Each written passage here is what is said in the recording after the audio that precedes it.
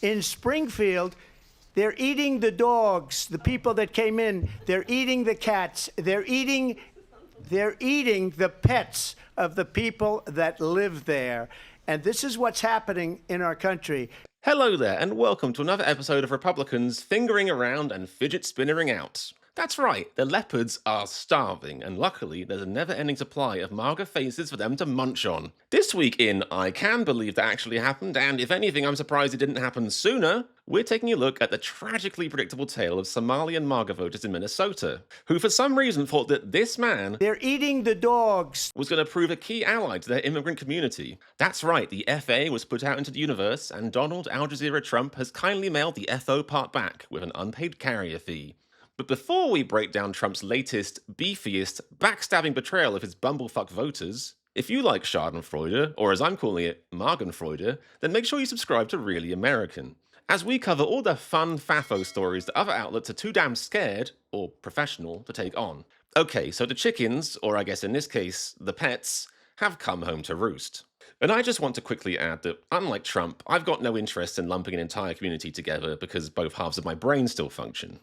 The backstory here is that Somalians in Minnesota went more for Trump in 2024 than they did in the 2020 election. However, their community overwhelmingly still voted Democrat. So it's probably gentler and more accurate to say this is indeed an FAing and FOing for some, but for others it's more of a sort of utterly preventable betrayal, really. Let's take a look. Up north, officials tell CBS News an immigration operation in Minneapolis has officially begun, targeting mostly Somali immigrants. President Trump has repeatedly attacked Minnesota's Somali population, saying, quote, "I don't want them in our country." 95% of the roughly 80,000 Somalis in Minnesota are U.S. citizens. CBS News immigration and politics reporter Camila Montoya As in, suck it up, Trump, they belong here. Reporter Camila Montoya Galvez joins us now. Camila, what more do we know about this operation, and why is Minneapolis the next target? Well, Lindsay, a U.S. official tells CBS News that ICE has indeed started a new crackdown in the Twin Cities region in Minnesota, targeting primarily immigrants from Somalia who have final deportation orders, meaning that their cases have been adjudicated by federal immigration judges at the Justice Department, and they have been found to be deportable from the U.S. for different civil immigration violations. We are told that this will target people with removal orders and that many of them do, in fact, have Somali citizenship, because they are such a large population in that area. And we know oftentimes that the president, when he defends that crackdown on immigration, he cites immigrants from Somalia or countries like Haiti, oftentimes in derogatory terms. So this is... And that is putting it politely. Part of that larger crackdown, but of course the context here is that Somali immigrants have been in the crosshairs of the president specifically for some time. And you also have reporting on the administration pausing immigration applications from 19 countries. Can you walk us through that? The Trump administration, Lindsay, has ordered a complete and categorical Now this is where the FAFO really gets FAFO-y. Check this out. halt on all legal immigration applications filed by nationals of 19 countries on the president's so-called travel ban. So we are talking about many countries in Asia and Africa like Somalia and Sudan, also Afghanistan and Iran. Oh, Somalia. Interesting. And 3 countries here in the Western Hemisphere, Haiti, Venezuela, and Cuba.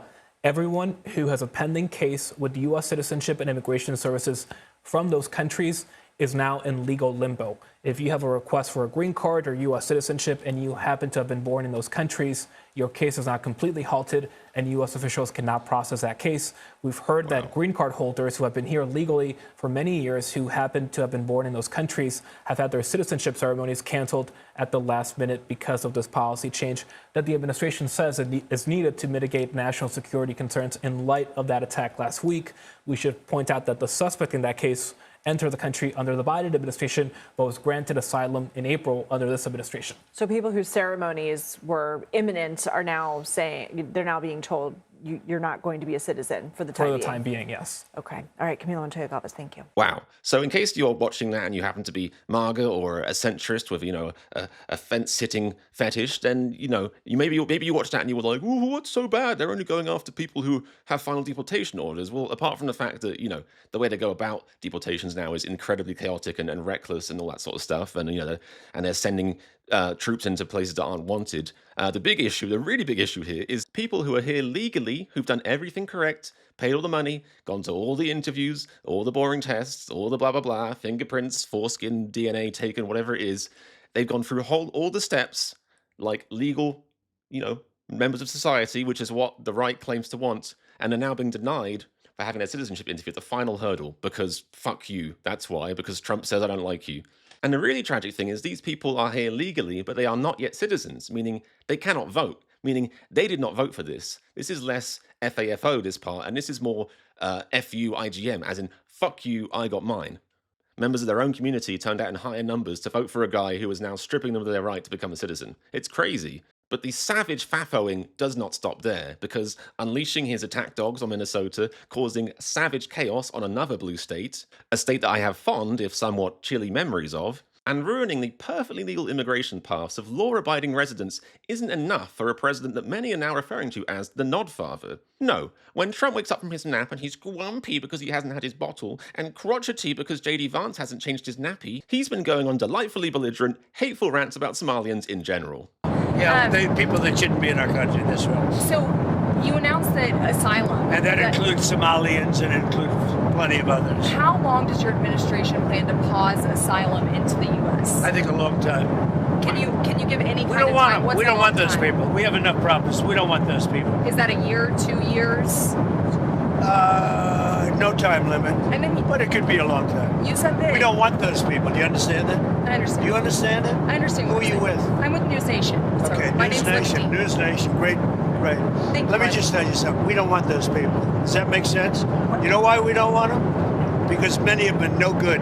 I mean, there's just so much here. It's crazy that like Trump in 2016 seems objectively a very sane human being compared to Trump now. He is literally unraveling in front of people. So just for no reason, I decided to look up aggression in people with dementia. Not, just for no reason. And for no reason, it says aggression can increase in people with dementia, often as a symptom of frustration, confusion, or physical discomfort due to the disease's effects on their already very small brain. It says common triggers and causes: physical discomfort, pain, hunger. I said, baby hungry. First, a full bladder, baby nappy need changey. Okay? I mean, I'm right. I'm right on the money here. By those people, can you The people, clarify? many have been no good, and they shouldn't be in our country. What do you mean by those people? Can you The people clarify? from different countries that are not friendly to us, and countries that are out of control themselves. Countries like Somalia that have virtually no government, no military, no police. All they do is go around killing each other. Then they come into our country and tell us how to run our country. We don't want them. Somalia, where you have a congressman goes around telling everybody about our constitution. I'm sure some of you might be asking right now, why did some Somalians turn towards Donald Trump? Like, what did they think would happen? So check this out from the Sahan Journal. Some Somali voters say economy, social issues are driving them to vote for Trump. Economic issues and LGBTQ issues in local schools are prompting more Somali voters to choose Republican candidates, say several Somali community members. They even have a lovely picture here of this guy called Salman Fiki. He's quoted as saying, more Somali voters are choosing Republican candidates. He ran as a Republican in the primary for a seat in the State House of Representatives, but lost. How shocking. Donald Trump just told us how open arms they have for Somalian people. Anyway, I would be so curious to find out what this guy thinks of all this now. Oh, wait! Oh, okay, interesting. So here's a statement. I, Salman Fiki, am formally announcing that I am ending all collaboration with the Republican Party. The president's blatant and harmful attacks on the Somali community in Minnesota have crossed a line. Trump crossed a line the second he came out of the womb. The line has been crossed. The line is no longer a line. It's just a series of crosses. It's done. Anyway, he continues. This kind of dangerous rhetoric, because he wasn't saying dangerous rhetoric about any other immigrant communities, not only misrepresents who we are, but it also creates real risks by fueling fear, division, and potential violence against Somali Americans. But yeah, first time, I mean, hello, this is exactly what he's done to every immigrant community. Why did you think yours would be different? Were you not paying attention? I cannot in good conscience stand with any entity that endangers my community. Okay, that's great. That's great. But what about other people's communities? Like, why did you think that yours would be so special? So anyway, back to the article. So this is obviously from before. Salman, who is Somali and who now has a serious case of the regretties, believes this trend is gaining traction in his community. That's because of two things, he argues, or argued. The Somalis in Minnesota are becoming increasingly middle class, which, I mean, I guess, I don't think that would make anyone with a conscience decide to hate everyone, but whatever. And as Muslims have always been culturally conservative. Okay, many Muslim voters are fed up with Democrats taking their votes for granted. That's fine. I get it, but why did you think that Trump wouldn't take you for granted? That's all he does, is take people for granted and take what he can from them until they're all gone and juiced up. Look at this. Many voters say they're willing to look past Trump's previous anti-Muslim rhetoric and temporary ban on travel from 6 Muslim-majority countries, including Somalia, during his administration. But why are they willing to do that? Why would you be willing?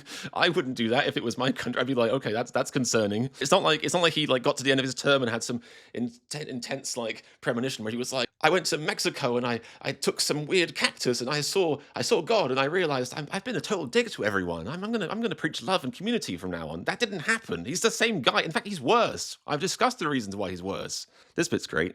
Sabi Kirsi, a 26-year-old truck driver, is also planning to vote for Trump in November 5th for the election. About business going down, gas prices. So he's quoted as saying, Trump is good for business. Trump is good. I wonder how he's feeling about that little statement now. Biden is spending billions on wars, he said. War wasn't as crazy when Trump was president. Right, because it's a lot cheaper when you just illegally bomb civilians in boats. They convinced me the first time when he was running that Trump is a racist and he hates us, Sadiq said. Why did that change? And this is a very real cultural divide.